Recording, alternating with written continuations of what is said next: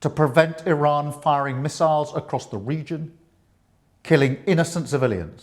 Waziri Mkuu wa Uingereza Zake amechukua uamuzi mkubwa wa kuiruhusu Marekani kutumia vituo vya kijeshi vya anga vya Uingereza vilivyopo Cyprus, hatua inayokuja wakati mvutano na Iran ukiendelea kuongezeka katika Mashariki ya Kati. Katika taarifa iliyotolewa Jumapili jioni, Starmer alisema ruhusa hiyo imetolewa kwa madhumuni maalum na ya kujilinda, akisisitiza kuwa lengo kuu ni kulinda washirika wa Uingereza na Marekani katika eneo hilo, huku Irani ikiendeleza mashambulizi yake katika ukanda wa Mashariki ya Kati. Hata hivyo, muda mfupi baada ya tangazo hilo, taarifa ziliripoti mlipuko mkubwa katika kituo cha Raf Akrotiri kilichopo Cyprus, ambacho ni mojawapo ya vituo muhimu vya kijeshi vya Uingereza. Kituo hicho kinatarajiwa kutumiwa na ndege za Marekani katika operesheni zao za kijeshi. Kwa mujibu wa taarifa kutoka gazeti la Cyprus Mail, wafanyakazi waliokuwa katika kituo hicho walipewa tahadhari ya tishio na kuamriwa kurudi majumbani mwao na kubaki ndani hadi watakapopewa maelekezo mengine. Wakati huo huo, waziri wa ulinzi wa Uingereza John Halley alisema kuwa makombora mawili ya Iran yalirushwa yakielekea upande wa Cyprus siku ya Jumamosi, ambako Uingereza ina vituo vya kijeshi. Hata hivyo, mamlaka za Cyprus zimepinga madai hayo na kusema hazijathibitisha tukio hilo.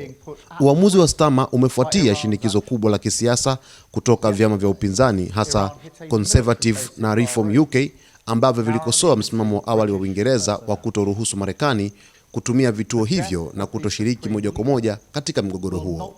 Hatua hiyo sasa imeongeza hofu kuwa Uingereza inaweza kujikuta kuingia moja kwa moja katika vita hiyo. Starmer pia alifichua kuwa Irani ilihusishwa na mipango ya mashambulizi au vitisho 20 ndani ya Uingereza katika kipindi cha mwaka mmoja uliopita, jambo linaloonyesha kiwango kikubwa cha hatari ya kiusalama. Uamuzi huo unaashiria mabadiliko makubwa ya sera ya Uingereza na unaweza kuifanya nchi hiyo kuwa sehemu muhimu ya operesheni za kijeshi za Marekani dhidi ya Iran, huku hali ya taharuki ikiendelea kuongezeka katika kanda ya Mashariki ya Kati. Yesterday, I spoke to you about the situation in the Gulf and explained that the United Kingdom was not involved in the strikes on Iran. That remains the case. Over the last 2 days, Iran has launched sustained attacks across the region at countries who did not attack them. They've hit airports and hotels where British citizens are staying. This is clearly a dangerous situation. We have at least 200,000 British citizens in the region, residents, families on holiday, and those in transit. I ask all our people in the region to please register your presence and follow Foreign Office travel advice.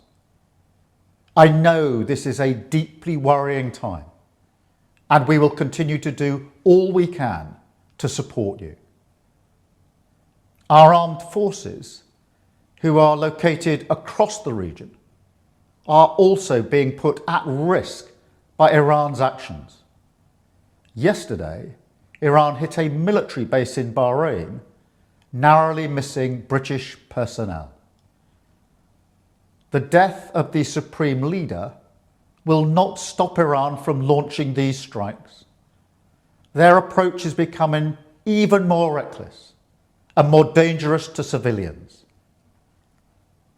Our decision that the UK would not be involved with the strikes on Iran was deliberate, not least because we believe that the best way forward for the region and for the world is a negotiated settlement, one in which Iran agrees to give up any aspirations to develop a nuclear weapon.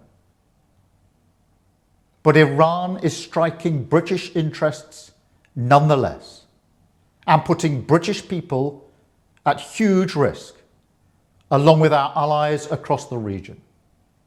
That is the situation we face today. Our partners in the Gulf have asked us to do more to defend them, and it is my duty to protect British lives. We have British jets in the air as part of coordinated defensive operations, which have already successfully intercepted Iranian strikes. But the only way to stop the threat is to destroy the missiles at source, in their storage depots, or the launchers which are used to fire the missiles. The United States has requested permission to use British bases for that specific and limited defensive purpose. We have taken the decision to accept this request to prevent Iran firing missiles across the region, killing innocent civilians, putting British lives at risk, and hitting countries that have not been involved. The basis of our decision is the collective self-defence of long-standing friends and allies and protecting British lives. That is in accordance with international law, and we are publishing a summary of our legal advice. We are not joining these strikes, but we will continue with our defensive actions in the region. And we will also bring experts from Ukraine together with our own experts to help Gulf partners shoot down Iranian drones attacking them. I want to be very clear. We all remember the mistakes of Iraq, and we have learned those lessons. We were not involved in the initial strikes on Iran, and we will not join offensive action now. But Iran is pursuing a scorched earth strategy, so we are supporting the collective self-defense of our allies and our people in the region, because that is our duty to the British people.